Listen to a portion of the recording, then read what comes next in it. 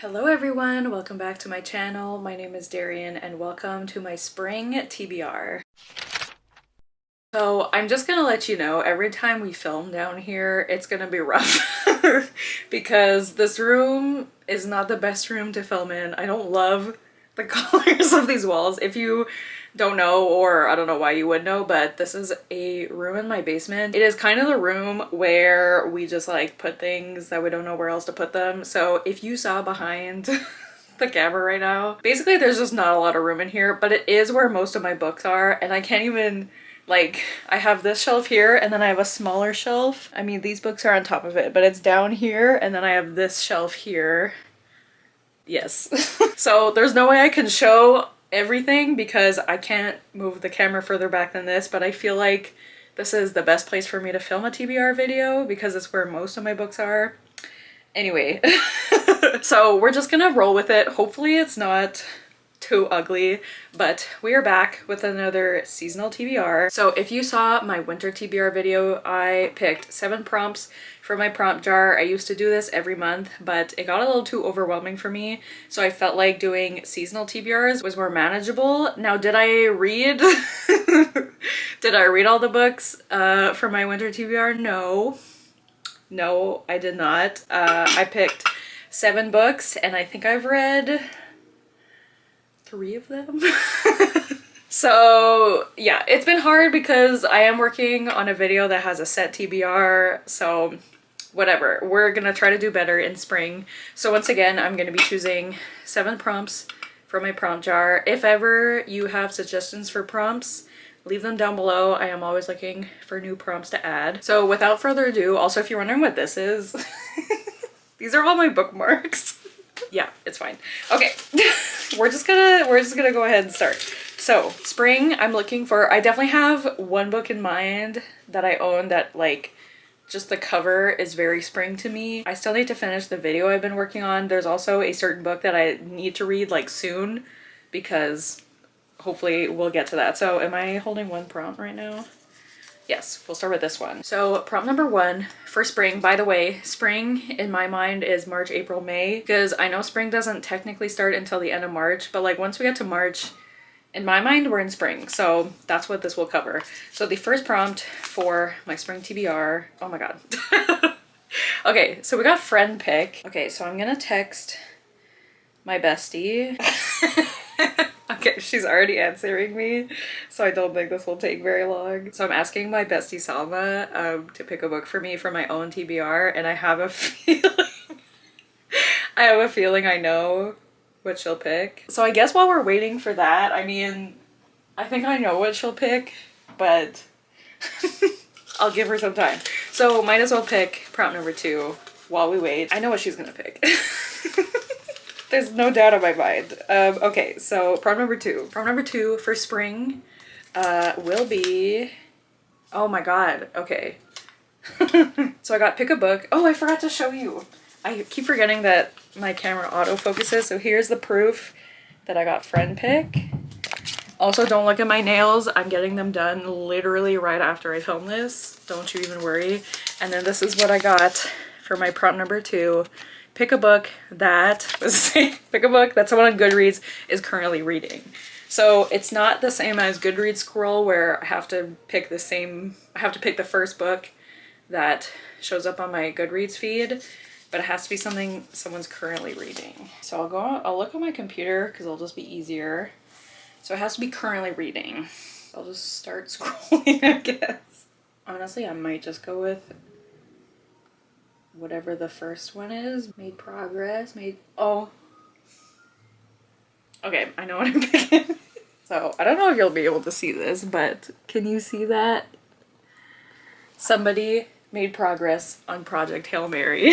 So for this prompt, I am going to choose Project Hail Mary by Andy Weir. I've been meaning to read this for literally years since it came out, which was 2021, I think. The book is upstairs, but I do need to read this like immediately because the movie comes out in like mid-March, I think, and I keep putting it off and I need to just read it.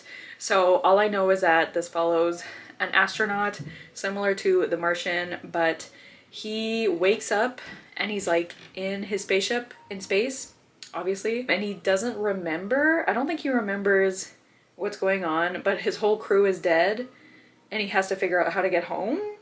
Is it something like that? I don't know. That's all I know. I know that Ryan Gosling is in the movie, and I have tried to avoid all the trailers because I've been told the trailers spoil something that happens in the book. So I am going to be reading this very soon. I'm filming this at the end of February, so March will start soon and I will start this immediately. I'm very excited. I'm very excited to read this, and this is the book that I was talking about earlier that I just needed to get on this TBR because I need to read this book. Okay, so my bestie answered me and she actually did not pick the book that I was sure she picked, but she did give a pretty good reason. So she chose Water Moon by Samantha, what is the author's name? Samantha Soto Yambao. And here, let's look it up because I don't remember much about what this book is about, but she said this would be a good spring book. And I do agree with that. The book that I was so sure she was gonna pick is The Jasad Heir because she's been begging me to read it for so long. So let's see. Water Moon says, would you rewrite your destiny if it meant losing a part of your past? On a back street in Tokyo lies a pawn shop, but not everyone can find it. Most will see a cozy ramen restaurant, and just the chosen ones, those who are lost, will find a place to pawn their life choices and deepest regrets. Hana Ishikawa wakes on her first morning as the pawn shop's new owner to find it ransacked, the shop's most precious acquisition stolen, and her father missing. I need new glasses. And then into the shop stumbles a charming stranger, quite unlike other customers, for he offers help instead of seeking it. Together they must journey through a mystical world to find Hana's father and the stolen choice. Through rain puddles, hitching rides on paper cranes, across the bridge, between midnight and morning, and through a night market in the clouds. But as they get closer to the truth, Hana must reveal a secret of her own, and risk making a choice she will never be able to take back. Step into the captivating and romantic fantasy novel that will sweep you away on an unforgettable adventure. Okay, so I do own this book, but I'll put the cover here because the book is upstairs. But I do remember when everyone was excited about this book when it came out because the cover is so beautiful, and then a lot of people were disappointed by it. So I am a little nervous getting to it, but I still think I could enjoy it. I mean, the cover is so beautiful and it does feel very spring-like to me. So I'm very excited to read it. So I'm very surprised that she chose this instead of The Jasad Heir.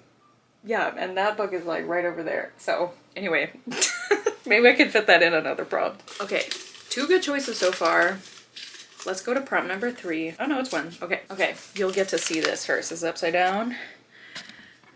What does it say? Pick a book. What does it say? Oh my god. Pick a book. Okay.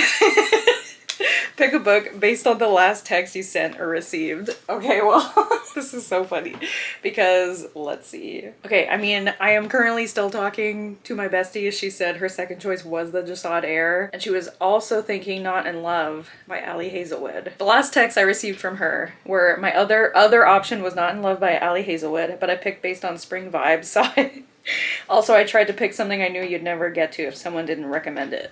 I mean, I feel like since I can go based on the person and not based on the text itself, so I feel like I have to do this for her. So the book I'm gonna pick for this prompt is The Jasad Heir by Sarah Hashem. I mean, a lot of people have been raving about this duology. I think there's only 2 books, and I just think I'm gonna love it. It sounds like something I'm gonna adore. I think it's mainly a fantasy with a romantic subplot, so it's not really a romantasy, but I have heard the romance is very good. It's very slow burn. I think it's like enemies to lovers. Let me see what it says. It says 10 years ago, the kingdom of Jasad burned, its magic was outlawed, its royal family murdered. At least that's what Sylvia wants people to believe. Ooh. The heir of Jasad escaped the massacre, and she intends to stay hidden, especially from the armies of Nizal that continue to hunt her people. But a moment of anger changes everything. When Aaron, the Nizal heir, tracks a group of Jasadi rebels to her village, Sylvia accidentally reveals her magic and captures his attention. Now Sylvia's forced to make a deal with her greatest enemy, help him hunt the rebels in exchange for her life. A deadly game begins. Sylvia can't let Aaron discover her identity, even as hatred shifts into something more between the heirs. And as the tides change around her, Sylvia will have to choose between the life she wants and the one she abandoned. Very good, very excited. I think she'll be very excited. I mean, Not in Love also would have been a good option because I need to read more of Ali Hazelwood's books, because for someone who loves her book so much, I've only read a few of them and I have so many to catch up on. So, but I just had to pick this. It's simple math. Very exciting option so far. Let's go to prompt number 4. I'm really happy with how that worked out because I think she's regretting not picking the Jasad Air. So anyways, prompt number, where we're at 4. Okay. It says, read a 5-star prediction. Well, okay. Let me think. I'm gonna go with this because this seems like a spring book for some reason. But that is The Wedding People by Allison S. Patch. And just from what I've heard about this book, it just gives me a feeling that I'm gonna love it. All I know is that it's about this girl who goes to this hotel, I think, and she doesn't realize that the hotel is completely booked out by this wedding party, and she's the only person in the hotel that is not affiliated with this wedding. And I believe she goes to this hotel with the intent to end her life, but she runs into the bride and I don't know if they strike up a friendship or if it's just, I don't know exactly. It's a beautiful day in Newport, Rhode Island when Phoebe Stone arrives at the Grand Cornwall Inn wearing a green dress and gold heels, not a bag in sight, alone. She's immediately mistaken by everyone in the lobby for one of the wedding people, but she's actually the only guest at Cornwall who isn't here for the big event. Phoebe is here because she's dreamed of coming for years. She hoped to shuck oysters and take sunset sails with her husband, only now she's here without him, at rock bottom, and determined to have one last decadent splurge on herself. Meanwhile, the bride has accounted for every detail and every possible disaster the weekend might yield, except for, well, Phoebe and Phoebe's plan, which makes it that much more surprising when the two women can't stop confiding in each other. So, like, are they friends? I'm not sure. It turns absurdly funny and devastatingly tender. Like, that's what really gets me. Absurdly funny and devastatingly tender. If those two things are done really well, like, in tandem, then this is gonna be 5 stars. Allison S. Patch's The Wedding People is ultimately an incredibly nuanced and resonant look at the winding paths we can take to places we never imagined and the chance encounters it sometimes takes to reroute us. So this just feels like a very human story and I think I'm gonna love it. There's just something, I mean, this cover is also so pretty and I think this was very popular in 2024, so I'm getting to it a bit late, but I mean, no time like the present. Also, like, I don't know why it gives spring vibes. Okay, that was prompt number 4. Now we're at number 5. That's how this works. And I'm gonna go with this one. So prompt number 5 for spring. Did I say March before? Because I definitely meant spring. Oh yeah. Of course. Okay, read the first booktuber in your subscription feed's favorite book. Okay, so let's go back here. I hope it's someone that I like know their favorite book, but if anything, oh god. Okay, so let me open. I'm not gonna screen record because you don't need to see my subscription. Okay, who is the first booktuber? Okay, so it looks like the first booktuber is Cindy, Read with Cindy, Cindy Pham, releasing her own book this year. Do I know what her favorite book is? Oh, does she have a favorites shelf on Goodreads? That would be so helpful. Okay, what if I go to like her, does she have a favorites of 2025? Okay, I found one. So I don't know if this is necessarily her favorite book, but I don't know what, I feel like maybe you're all gonna be like, oh my god, obviously her favorite book is this. But this was one of her favorite books of 2025. So this is one of her favorite books of 2025, so I feel like it can count. I know, whatever, I'm gonna choose it. But that is Immaculate Conception by Ling Ling Huang. I am so intrigued by this author. I didn't read, what is her other book called?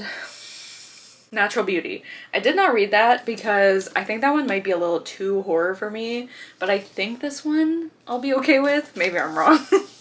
But let's see. Oh, and I got this from Aardvark, in case you didn't know. So it says, Inka meets Mathilde, whoa, in art school and is instantly drawn to her. Mathilde makes art that feels truly original, and Inka, trying hard to prove herself in this fiercely competitive world, pours everything into their friendship. But when Mathilde's fame and success cause her to begin to drift away, Inka I keep saying Erica. Inca becomes desperate to keep her close. Enter Scaffold. Purported to enhance empathy, this cutting-edge technology could allow Inca to inhabit Matilda's mind and access her memories, artistic inspirations, and deep-seated trauma.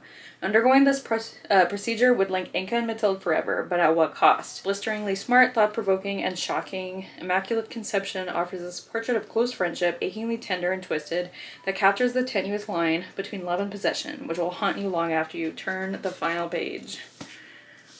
So it sounds very interesting. It is quite short, and I mean, this cover is also another beautiful cover. Does it give spring vibes? Maybe. Maybe. I don't know. So we're gonna go with that one. I believe this is prom number 6. So prom number 6. Okay, we'll go with this one. So prom number 6, yes, for spring. Oh my god. That's so funny. So I got hello. Read an aardvark book. Okay, well, I just had an aardvark book. Do any of these scream spring? This one kind of does. This is the one that I feel like screams the most spring to me. I mean, is it purely based on the colors of the cover? Yeah. But also it's a romance, you know, you need some romance in the spring.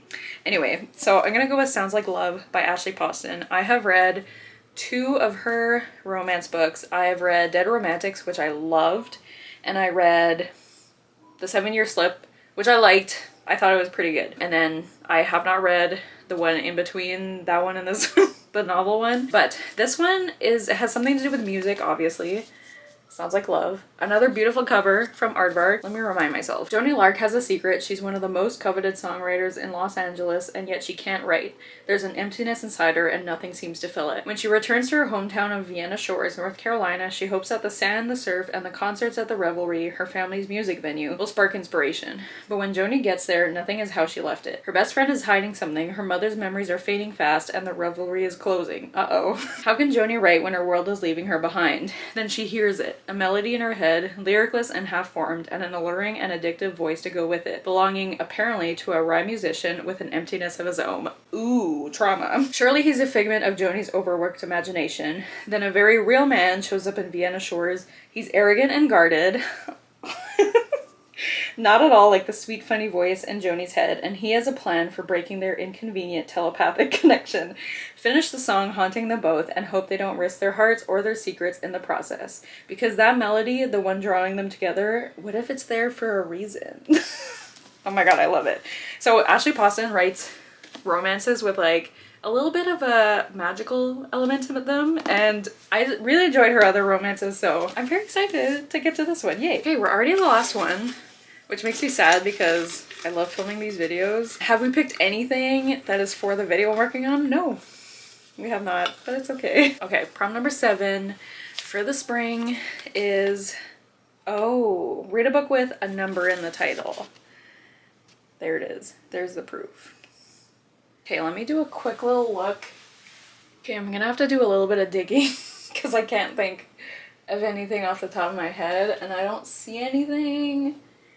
I'm sure there's gotta be something on my shelf somewhere, but oh, actually, you know what I'm gonna do? Okay, actually I'm gonna take the easy way out because there is an obvious answer.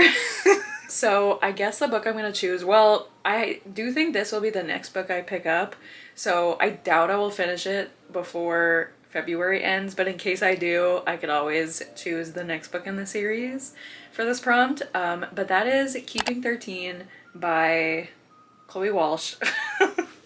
I read Binding 13 in the summer, and it's such a weird I had such an interesting experience with it because it isn't a good book, but it really sucked me in, and I don't know, I just like, there's something about it that I just really loved, even though I don't think it's written well. I don't know if the representation of like mental health is good, I don't know, but there's just something about it that kept me flipping the pages, so I do really want to continue the series.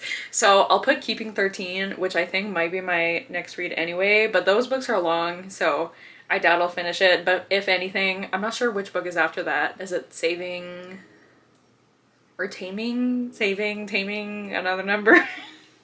But let's just say keeping 13 for now. So I guess I'll read that. Perfect for spring, just a little bit of trauma. But yeah, so this is my spring TBR plus Project Hail Mary, Water Moon, and Keeping 13. And these four, I think this is a pretty good stack. We got a lot of different genres. I think this is a great little selection here. And of course I will be reading other things, and also will I even read these 7? We'll see. So thank you guys so much for watching. If you have read any of these books, let me know what you thought. Which ones should I make sure to prioritize, or which ones should I maybe put on the back burner? But yeah, and let me know what you're planning on reading in spring, or what are your spring recommendations? I'm asking too many questions, so sorry. But yeah, thank you guys so much for watching. If you watched till the end, leave a music note emoji for Sounds Like Love. But yeah, thank you guys so much for watching. Don't forget to like, comment, and subscribe, and I'll see you guys soon with another video soon. Bye!